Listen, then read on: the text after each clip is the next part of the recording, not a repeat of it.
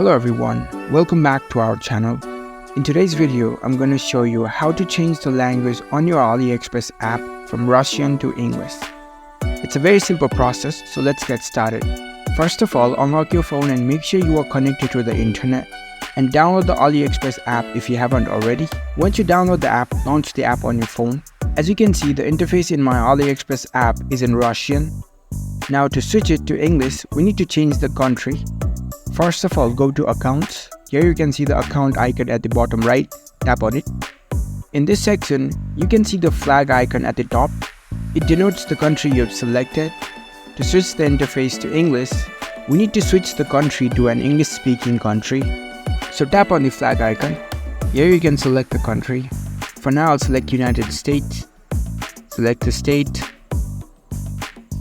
Now the Russian language has been changed to English in this app.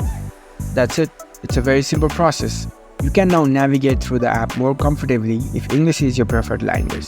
If you found this video helpful, don't forget to give this video a thumbs up and subscribe to our channel for more tech tips. Thank you for watching.